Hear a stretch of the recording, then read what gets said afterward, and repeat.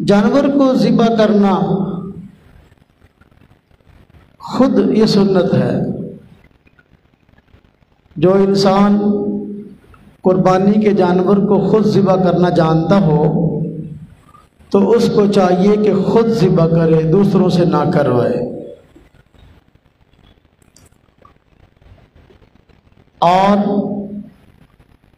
جو خود ذبح کرنا نہیں جانتا تو اس کو چاہیے کہ پھر خود ذبح نہ کرے، خواہ مخواہ جانور کو نہ تڑپائے،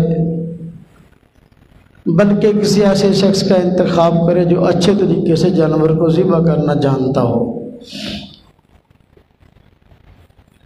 جانور کو ذبح کرتے وقت چند باتوں کا خیال رکھیں۔ نمبر 1، جانور کو ذبح کرنے سے پہلے وہ چھری جس سے جانور کو ذبح کرنا ہے اس کو اچھے طریقے سے تیز کر لے۔ چھری تیز دھاری دھار ہونی چاہیے تاکہ جانور کے گلے پہ پھیریں تو بڑی آسانی سے پھر جائے، اور جانور کو سامنے لٹا کر اس کے سامنے چھری نہیں تیز کرنی چاہیے، چھری پہلے ہی تیز کر لے بندہ۔ اس کے بعد جانور کو لٹا لیا جائے اور رسی سے باندھ لیا جائے۔ اچھے طریقے سے جانور کو باندھ کر مضبوط لوگ اس کو پکڑ لیں۔ پھر جانور کو قبلہ رخ کر لیا جائے۔ قبلہ رخ کرنے کے بعد اس کے گلے پہ چھری چلائی جائے۔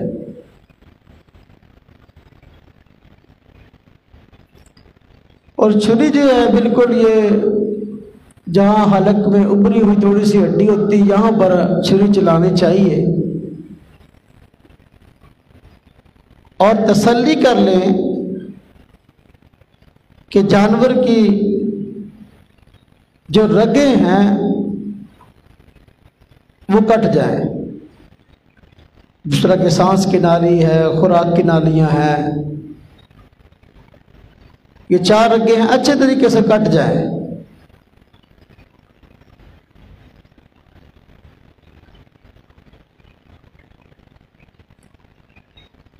جانور کو ذبح کرتے وقت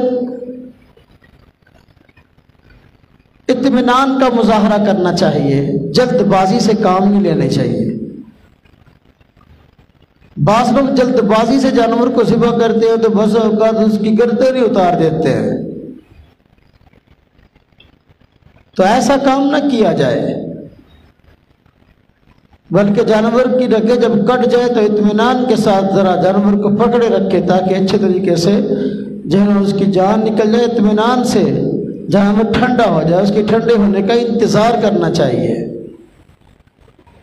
جلدی جلدی اس کی گردن بھی الگ نہیں کرنی چاہیے، اور جلدی جلدی جو ہے وہ اس کی کھال بھی اتارنی شروع نہیں کرنی چاہیے۔ پہلے اس کو ذبح کر لیں، اس کی رگیں کٹ جائیں تو پھر اس کو اطمینان سے پکڑے رکھیں۔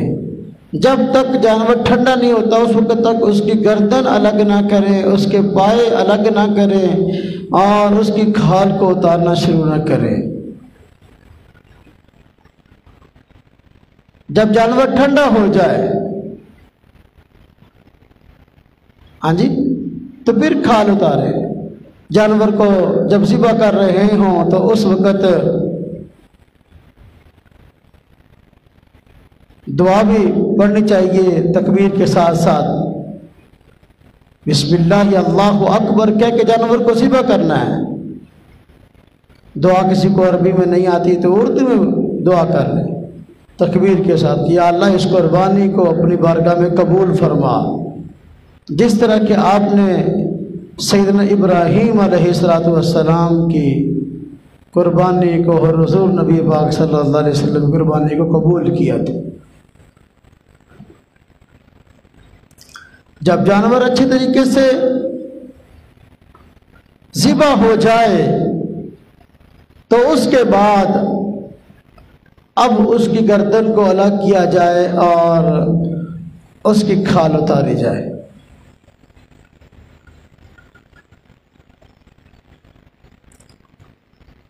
اور جانور کی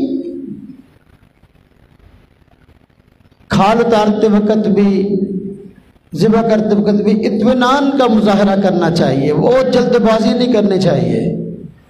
اس سے بسا اوقات جانور کو نقصان ہوتا ہے اور بسا اوقات اپنے آپ کو نقصان ہوتا ہے۔ چھری تیز ہوتی ہے، بسا اوقات اپنے ہاتھ پہ پھر جاتی ہے۔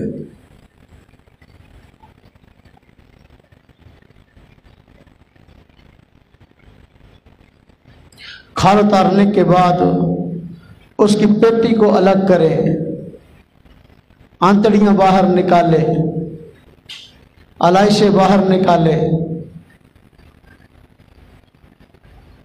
پیٹی کو الگ کرنے کے بعد، علائشیں نکالنے کے بعد آپ اس کو ذرا دھو لیں۔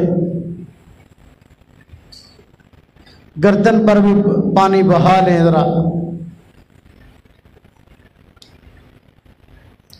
پھر اب جانور کے پیس کیے جائیں، ٹکڑے کیے جائیں بڑے بڑے، اس کے بعد اس کا گوشت کیا جائے۔